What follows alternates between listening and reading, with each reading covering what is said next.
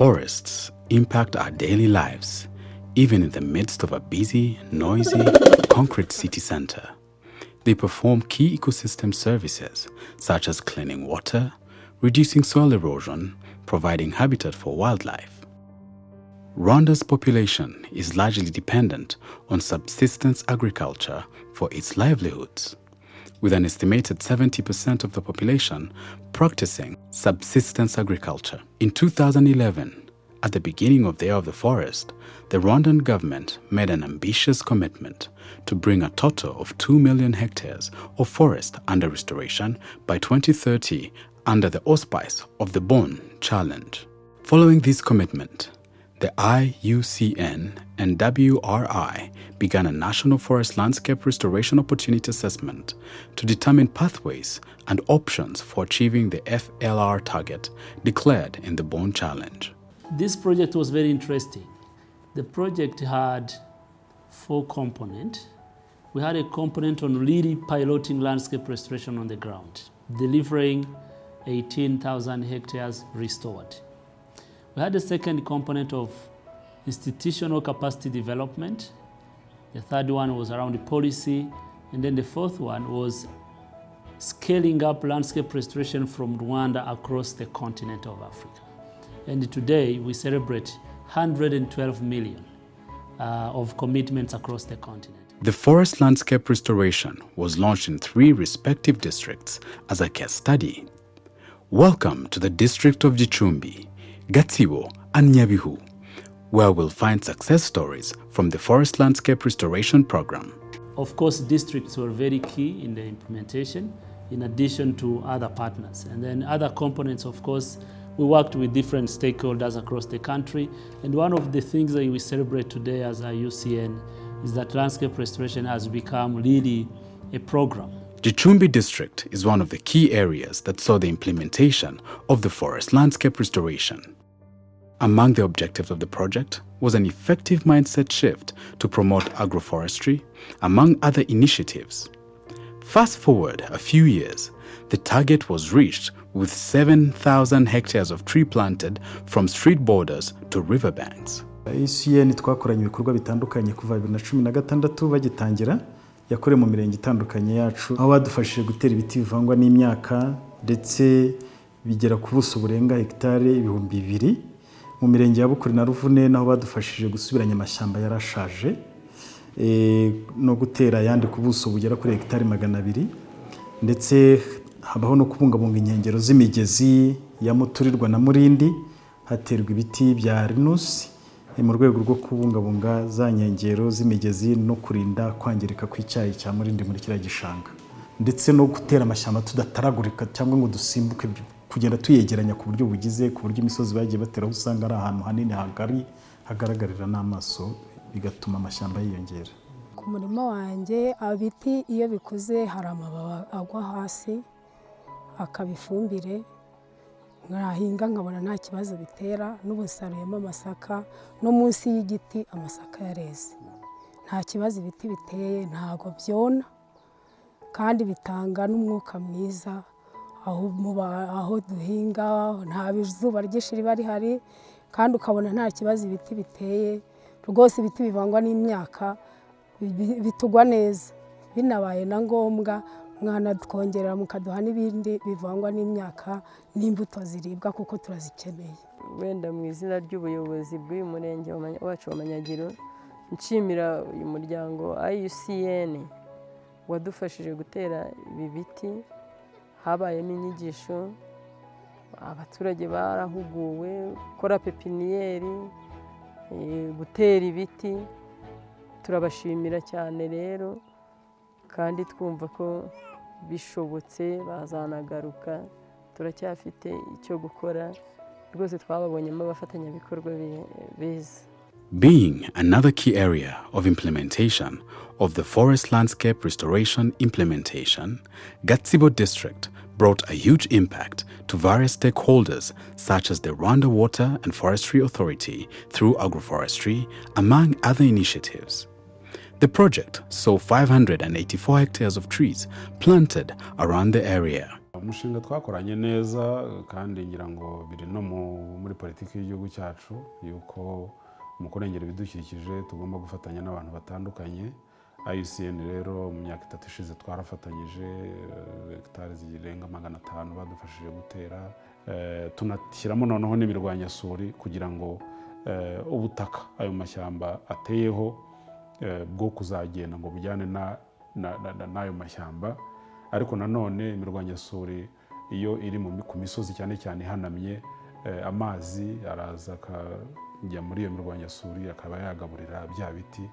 Uburyo rero twabikoze dufatanyije na IUCN rwose ni uburyo ubona bufatika, buri sustainable, bushobora kuzaduha umusaruro w'amashyamba aganje ku misozi yacu hirya no hino mu karere. Ngewe aha niho mboneye akanya ko gushima IUCN. Nabaye nk'umuntu ukangutse nari nsinziriye, ndavuga nti se ubundi kuki ntabitekereje mbere? Ariko igikuru ni uguhugurwa warangiza ukabishyira mu bikorwa.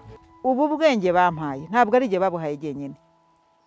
Ubu ngubu ndarenga, ariko ubu mwana wanjye yubaha igiti nk'iki nk'uko wakubaha umubyeyi wawe. Nukuri igiti ngewe nasigiye kumenya ubwenge nanjye nkumva ko igiti ntagitera mu myaka, kinyonera, kinyangiriza, ariko ngiye kureba akamaro kacyo, mpereye wenda kumuka duhumeka, mpereye ko kituzaniye imvura, mpereye ko kijya mu butaka kikawumena amazi akinjira mu butaka neza, by'umwihariko inzuki ziza zigahomvaho zigatwara ubuki nkabona amafaranga, numva nta kindi kintu nakora usibye gutera ibiti. A unique speciality in the program implementation in Gatsibo district is that they encourage the training even in schools.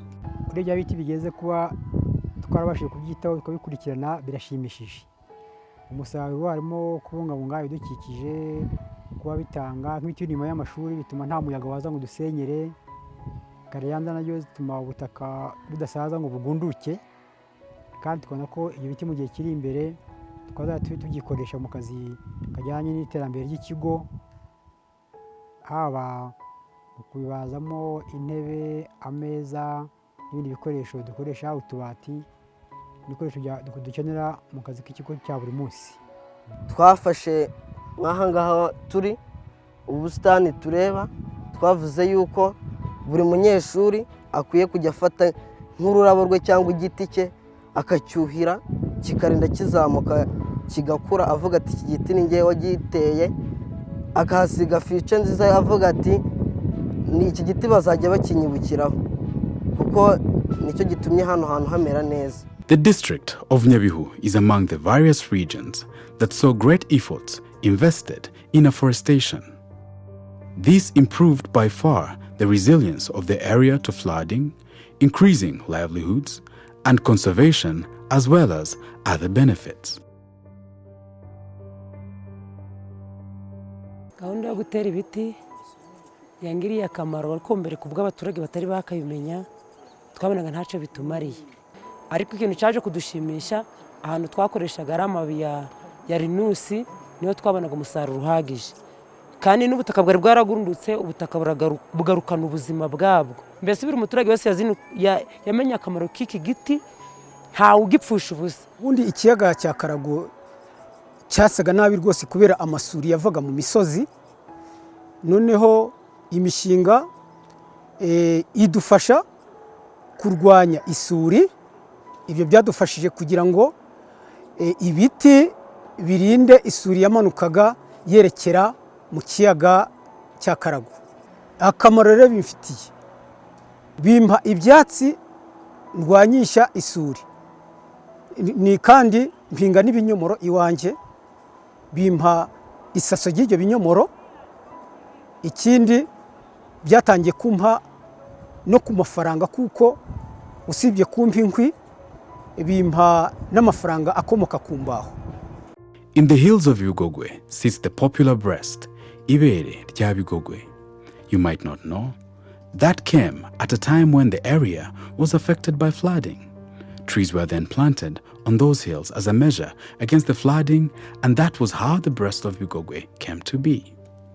In 2013, in efforts to finance FLR activities to achieve the Bonn Challenge ambition, the government of Rwanda established the National Climate and Environment Fund FONERGWA, to support financing for environmental projects. We support projects that are, looking at forest projects, so afforestation, agroforestry, and this is how basically the fund has been able to actually provide investments. Over the years, a number of improvements took place.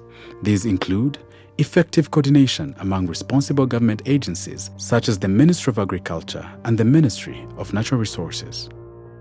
The role that the government has played, first of all, was willingness to implement the Bonn Challenge commitment. So the government pledged 2 million hectares, and we managed to get funding, as I explained earlier, to get funding from German government. And we were implementing the project as a pilot project in 2 districts, together with the IUCN, International Union for Conservation of Nature.